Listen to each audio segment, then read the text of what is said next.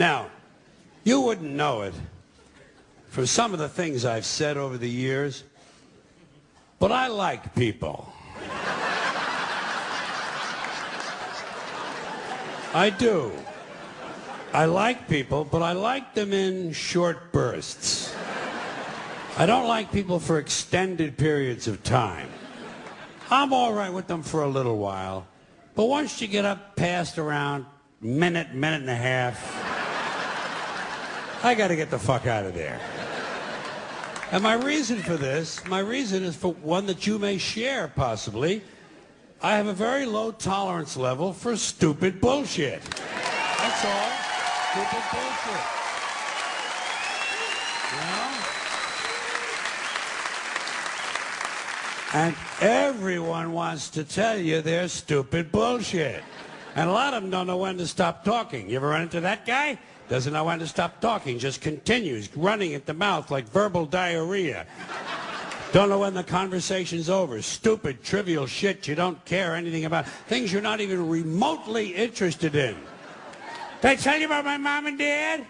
Well, my mom and dad went on vacation down to Mammoth Cave, Kentucky. This is about 6 years ago, I think. Seemed like it was about 6 years ago. 6 or 7, possibly 7, could be. Yeah. Somewhere in there, 6, 7, more than 6, less than 7. Let's call it 6.5. So my mom and dad went on vacation to Mammoth Cave, Kentucky, and my dad found a big rock. What he thought was a big rock, turns out it was a dinosaur turd. A petrified dinosaur turd, 27-pounder. You know, now that I think of it, it might have been 8 years ago. That would have been close to Y2K, wouldn't it? Remember Y2K? Whatever happened? Everybody's all worried about that. Nothing ever happened. Big fuss. Nothing ever happened. You know? God, that's strange, you know?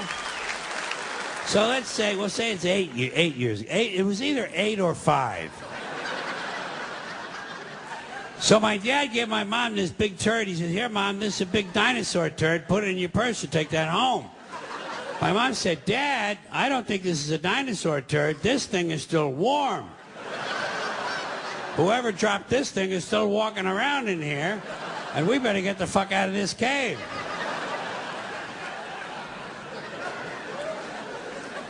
Nine years ago. 9. I know it was 9 because my wife was pregnant with our first boy, Mahmoud ibn El Said ben Salam. And he's 10 now. Or is he? He's 11. Maybe he's 11. He's either 11 or 5. And while all this is going on, you're searching through your mind for something diplomatic and tactful and graceful that you can say to help end the conversation. And all I can ever come up with is, blow it out your ass! Blow it out your ass! Blow it out your ass! Blow it out your ass! Blow it out your ass! You know? But you can't say that. Good manners don't permit it. You have to find another way, and I go to body language. I try to use my body language to show that the conversation's over. I find myself leaning at a 45-degree angle, trying to indicate the direction I'd like to go if this person would just shut the fuck up. And that I might even give him a verbal cue. Surgery. Surgery. I'm late for surgery. I'm having my ears sewn shut. You know? Yeah. Same people on the phone. Same people on the phone. Don't know when to hang up. Don't know when the conversation's over. Dumb, trivial shit. Dumb questions. So what are you guys going to do 5 summers from now? We haven't made any plans. Marge wants to go to the beach. The kids kind of like it at the lake, and I want to go to the mountains. Grandma wants to visit her sister in Frog Balls, Arkansas. How about you? You made any plans? It's never too early to make plans. We're going to Norway in 2025. Did you know that up until the 1950s, Norway's economy was based largely on fishing?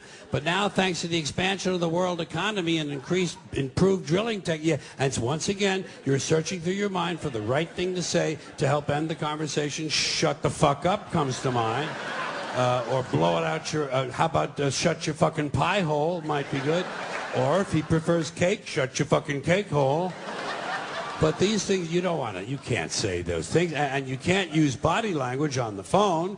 Well, you can always amuse yourself, you know.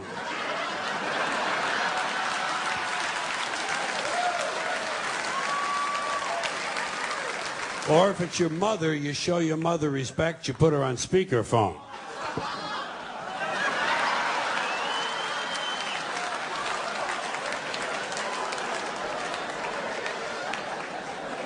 But that doesn't move the conversation along. You have to find another trick, and I go to tone of voice. Do you ever use your tone of voice to try to talk them into a soft landing? You try to coax the person toward the end. Right. Good. Okay. Good. All right, then. Good. Right. Okay. Good. Okay. Okay. All right. Oh, fuck, there he goes again. You remember my neighbor with the burns on 90% of her body? Well, she burned the other 10% now. She was lighting a fart and her bush caught fire.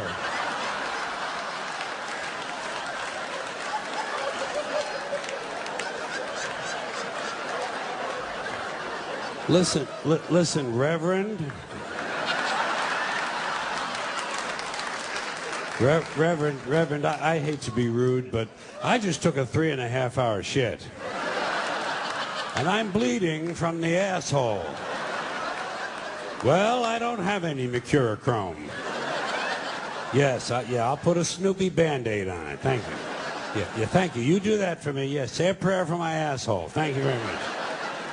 You have to resort to these tactics because many people do not understand what a phone call should be or what a phone call is. Ideally, a phone call is the brief exchange of a few vital pieces of information. This is a phone call. Hey, Steve, what time's the circle jerk start tonight? 10 o'clock. Okay, listen, I'm going to be a little bit late. You'll have to start without me. Oh, don't worry, I'll catch up. I'm eating a whole bunch of oysters and watching a horny movie. It's called Tarzan Fucks a Zebra. Russell Crowe. Well, it's kind of a fantasy. Right now, Renee Zellweger is blowing a unicorn. That's a phone call.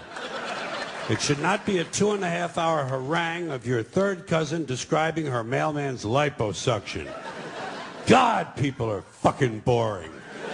People are just fucking boring.